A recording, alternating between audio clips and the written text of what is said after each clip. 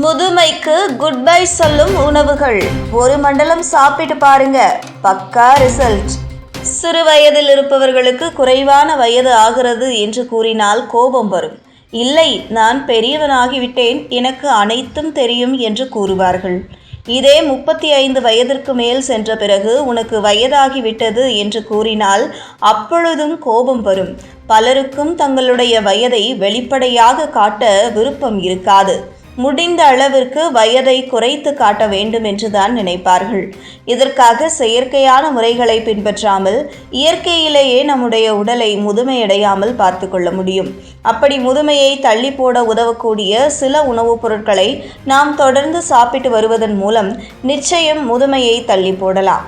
என்னென்ன உணவுகளை அன்றாடம் நாம் சாப்பிட்டால் உடலும் மனதும் ஆரோக்கியமாக இருக்கும் என்பதை பார்க்கலாம். இந்த உலகத்தில் பிறந்த ஒவ்வொரு உயிரினத்திற்கும் கண்டிப்பான முறையில் முதுமை என்ற ஒன்று இருக்கத்தான் செய்யும். அது எப்பொழுது வருகிறது என்பதுதான் முக்கியமான விஷயம்.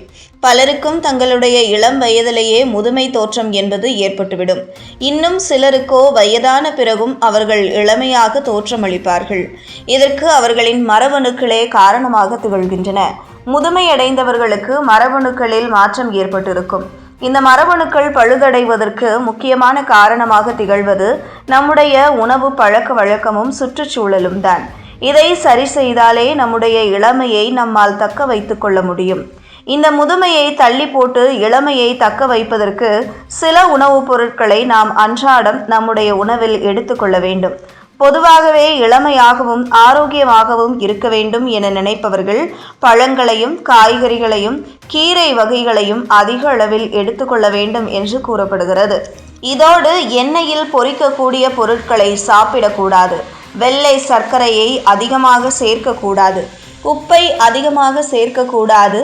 பதப்படுத்தப்பட்ட பொருட்களை சேர்க்கக்கூடாது என்று முதுமையை வரவழைக்கக்கூடிய பொருட்களின் பட்டியல் நீண்டு கொண்டு செல்லும். அதே சமயம் முதுமையை தாமதப்படுத்தக்கூடிய உணவுப் பொருட்களும் இருக்கின்றன. அதை நாம் உண்ணும் பொழுது நம்முடைய மரபணு ரீதியான மாற்றங்கள் சரியாகி முதுமை சில நாட்களுக்கு தள்ளி போகும். முதலிடம் பிடிக்கக்கூடியது மாதுளம்பழம். மாதுளம்பழத்தில் இருக்கக்கூடிய ஆன்டி ஆக்சைடுகள் நம்முடைய மரபணுக்களில் பழுதுகள் ஏற்பட்டு இருப்பின் அந்த பழுதை சரி செய்து இளமையை தக்க வைக்க உதவுகிறது. அடுத்ததாக பப்பாளி. பப்பாளியில் பெப்பின் என்னும் ஆன்டி ஆக்சைடு இருக்கிறது. இது கொலாஜன் உற்பத்தியை அதிகப்படுத்துகிறது. மேலும் வைட்டமின் ஏ, சி, இ போன்ற சத்துக்கள் இதில் அதிக அளவு இருக்கின்றன. கொலாஜன் உற்பத்தி அதிகரிக்கும் பொழுதுதான் வயதான தோற்றம் என்பது குறையும். மூன்றாவதாக கிரீன் டீ. கிரீன் டீயில் இருக்கக்கூடிய ஆன்டி ஆக்சைடு அணுக்களை உற்பத்தி செய்ய உதவுகிறது. மேலும் இருக்கும் கொலாஜினை பாதுகாப்பதற்கும் அதனால் வயதாவதை தாமதப்படுத்தவும் உதவுகிறது. நான்காவதாக நாவல் பழம். இதில் இருக்கும் வைட்டமின் சி நம் முகத்தில் இருக்கக்கூடிய கரும்புள்ளிகள், பருக்கள், சுருக்கம் போன்றவற்றை நீக்கி இளமையை தக்க வைக்க உதவுகிறது. Olive oil. இதில் இருக்கக்கூடிய ஆன்டி ஆக்சைடுகள் மரபணுவை மாற்றியமைக்கும் தன்மை உடையதாக திகழ்வதால் நம்முடைய மரபணுக்களில் ஏதேனும் பிரச்சனைகள் இருப்பின் அதை சரி செய்து இளமையை தக்க வைக்க உதவும். ஆறாவதாக திராட்சை. இதில் சிவப்பு திராட்சை, கருப்பு திராட்சை என்று இருக்கிறது. இரண்டையும் நாம் சாப்பிடலாம். இதில் அதிக அளவு நமக்கு பலன் தரக்கூடியது கருப்பு திராட்சையே.